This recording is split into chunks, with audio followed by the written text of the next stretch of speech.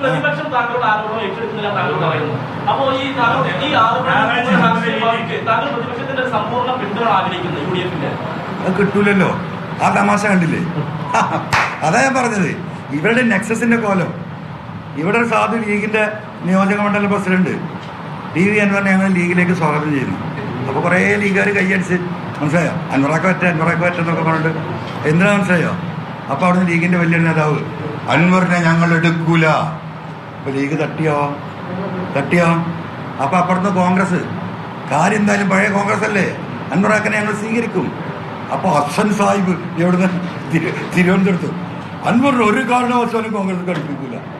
അപ്പോൾ കോൺഗ്രസും തട്ടി, ഇവിടെ CPM തട്ടു. അല്ല, അപ്പൊ ഈ സാധു അങ്ങോട്ടോ പോവാ?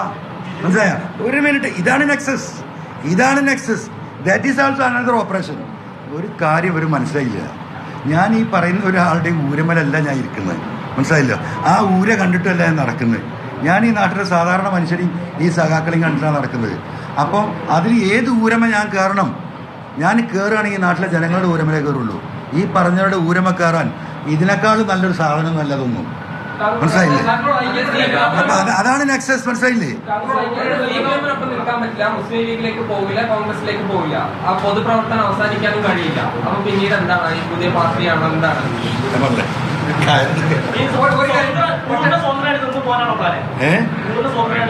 നമ്മളിപ്പോൾ പൂർണ്ണ സ്വാതന്ത്ര്യമല്ലേ? പണ്ടും പൂർണ്ണ സ്വാതന്ത്ര്യം.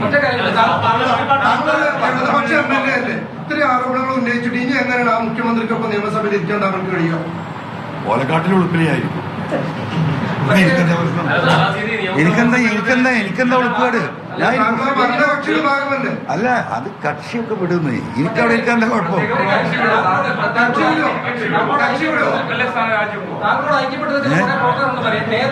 എന്താണ് MLA ഷാരൻ? അല്ല, ഒറ്റ മിനിറ്റ്. എന്താ അരുൺ ചോദിച്ചത്? MLA സ്ഥാനം രാജിവെക്കുന്നു? എന്താ വാട്ട് ഈസ് യുവർ ക്വസ്റ്റ്യൻ? രാജിവെക്കുന്നല്ല ചോദ്യം. പൊട്ടനാണ് പിരാന്തൻ, മനസ്സിലായോ? ആ പിരാന്തൻ എനിക്കില്ല. ഈ 3 അക്ഷരം ജനങ്ങൾ തന്നാ. അതിന് ആ പൊതി വെച്ച് ആരും നിൽക്കണ്ട. മരിച്ച് വീണ വരെ ഈ 1.25 കൊല്ലം ഞാൻ ഉണ്ടെങ്കിൽ MLA ആവും. അല്ല, അതിൻ്റെ അടിയിൽ പറഞ്ഞ സംബന്ധിച്ചാൽ ഓക്കെ. അപ്പം MLA ഇപ്പം രാജിവെക്കും വെച്ചിട്ട് ആരും ആ പൊളി പിന്തുണച്ച് കുറച്ച് ആളുകൾ തന്നെ പറയും ഇതൊക്കെ പാർട്ടിയിൽ അവതരിപ്പിച്ചുകൂടെ എന്ന് ഒരു വിഭാഗം പാർട്ടിക്കാർ തന്നെ ചോദിക്കുന്നു. അപ്പൊ പൂർണ്ണമായും ആ പറയുന്ന വിഭാഗം തന്നെ കൺവിൻസ് ചെയ്യാൻ താങ്കൾക്ക് പറ്റുന്നുണ്ട്? ആ വിഭാഗം താങ്കളുടെ കൂടെ ഉണ്ടാവും? അല്ല, അതല്ല ഇപ്പം ഞാൻ ഈ ഞാൻ വിശദീകരിച്ചത്.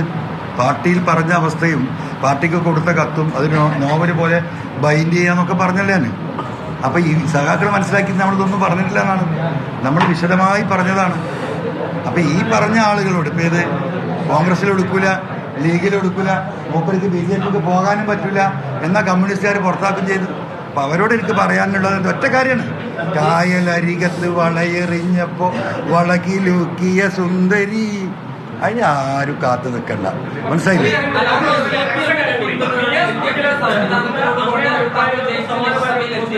അപ്പൊ അതിനെതിരെ പറയുക, സംവിധാനത്തെ പറയുക, സർക്കാരിനെ പറയുക എന്നൊരു ധാർമ്മിക പ്രശ്നം തോന്നുന്നുണ്ടോ?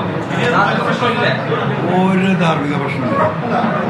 ഞാൻ ചോദിച്ചല്ലോ, ആ മറ്റേ ചങ്ങാതിയിൽ എന്താണ് ശങ്കരനോ എന്താ വക്കീലിന്റെ പേര്? ജയശങ്കരൻ അല്ലേ? നിങ്ങൾ ധാർമ്മികതാണ് വക്കീൽ. അവനോട് ഞാൻ എന്താ പറഞ്ഞത്? അവനോട് ഒരു മിനിറ്റ് ഇവിടെ ചോദിച്ചു, ധാർമ്മിക ഉത്തരവാദിത്തല്ലേ ഈ പാർട്ടിയുടെ പിന്തുണ വാങ്ങിയിട്ട് ജയിച്ചിട്ട്? അപ്പൊ ഞാൻ പറഞ്ഞു കൊടുക്കുന്നത് എന്നെ ധാർമ്മികത പഠിക്കാമെന്നല്ലോ. എന്ത് ജയശങ്കർ വക്കീല്, അവന് ഞാൻ ധാർമ്മികത പഠിപ്പിച്ചു കൊടുത്തല്ലോ. അവന് ഉപയോഗിക്കേണ്ട സാധനം ബക്കറ്റാണ്, മനസ്സിലായില്ലേ? ആ ബക്കറ്റ് ഇട്ട് ഞാൻ ആളെ വിട്ടു നിന്നു. ഞാനൊരു MLA ആണെന്ന് വിചാരിച്ചിട്ട് ഈ പറയുന്ന ഒരുപാട് തമ്മാടി കൂട്ടങ്ങളുണ്ട് ഈ നാട്ടിൽ. അവിടെ ഞാൻ MLA ആണ്, എൻ്റെ ഷർട്ട് ചെയ്തിട്ട് ഈ സാധുക്കൾ ഇങ്ങനെ ഒഴിഞ്ഞു പോകുന്നതുകൊണ്ടാണ് ഈ പറയുന്ന പൊതുപ്രവർത്തകരുടെ നെഞ്ചത്തേക്ക്, സത്യസന്ധമായി പ്രവർത്തിക്കുന്നവരുടെ നെഞ്ചത്തേക്ക് ഇതുപോലുള്ളവ ഈ എന്താ പറയുക, ഈ വാഴോളികൾ ചവിട്ടി കയറുന്നത്. അത് നടക്കൂല. എനിക്ക് അങ്ങനത്തെ ഒരു ഫാൾസ് ഇമേജ് വേണ്ട. ഞാൻ ആദ്യം പറയുന്നുണ്ട്, ഞാൻ മഹാത്മാഗാന്ധിയുടെ പേരക്കുട്ടിയെന്നല്ല. അപ്പൊ ആ സ്റ്റാൻഡിൽ തന്നെ ഞാൻ ഉണ്ടാവുള്ളൂ. CPM നേതാക്കൾ തുടക്കം മുതലേ പറയുന്നത് താങ്കൾ CPMന്റെ പാർലമെന്ററി പാർട്ടി അംഗമാണ്. അവിടെ അത് വിശദമായി പറയാൻ, താങ്കളുടെ പരാതി പറയാൻ പാർലമെന്ററി പാർട്ടിയിൽ അവസരമുണ്ട്. അത് താങ്കൾ ഉപയോഗിച്ചിട്ടുള്ളതാണ്. അങ്ങനെ പാർലമെന്ററി പാർട്ടി ഇത്തരം കാര്യങ്ങളൊക്കെ പറയാൻ അവസരമുണ്ടോ? അത് താങ്കൾ ഉപയോഗിക്കാതിരുന്നതാണ്. അതാണ് വേറെ തമാശ. സാധാരണ പാർലമെന്ററി പാർട്ടി നിയമസഭാ സമ്മേളനം കൂടുമ്പം ചിലപ്പോൾ തലേ ദിവസം, മിക്കപ്പോഴും ഫസ്റ്റ് ഡേ ആഫ്റ്റർനൂൺ ആയിരിക്കും. കാരണം എല്ലാ MLA-മാരും വന്ന് ഇപ്പോൾ 2 മണി ഫസ്റ്റ് ഡേ ഒക്കെ 2 മണി 3 മണിക്ക് അസംബ്ലി കഴിയും. അപ്പോൾ ഒരു 3 മണിക്ക് 3:30 മണിക്കാണ് ഈ പാർലമെൻ്ററി പാർട്ടി ഉണ്ടാവും. ഈ UDF ഉണ്ടാവും, സോറി LDF ഉണ്ടാവും, CPM ഉണ്ടാവും. അത് നമ്മളൊക്കെ പങ്കെടുക്കാറുണ്ട്.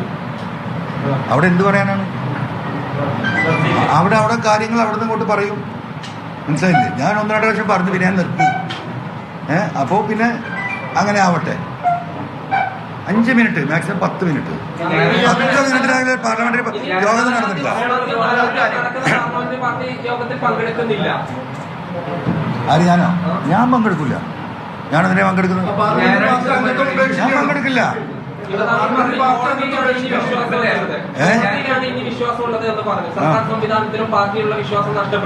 ഇല്ലാത്ത പറയരുത്.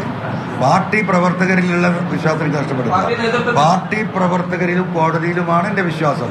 ഈ നാട്ടിലെ ഈ പാർട്ടിക്ക് വേണ്ടി ജീവൻ ത്യജിച്ച കമ്മ്യൂണിസ്റ്റ് പ്രസ്ഥാനത്തിൽ ഇന്നും ആ പാവങ്ങൾക്ക് വേണ്ടി പോരാടുന്ന ആ ഡിവൈഎഫ്ഐക്കാരൊക്കെ എപ്പോഴും ചോറ് കൊടുക്കുക അല്ലേ? ഇപ്പോഴും ചോറിൻ്റെ പൊതിയും തെരഞ്ഞ് എവിടെയെങ്കിലും ചോറ് പൊതിയുന്നുണ്ടാകും. അവരെന്നോടൊപ്പമാണ്. എനിക്ക് അവരോടാണ് സ്നേഹം. അവരോടൊപ്പം ഞാനുണ്ടാകും.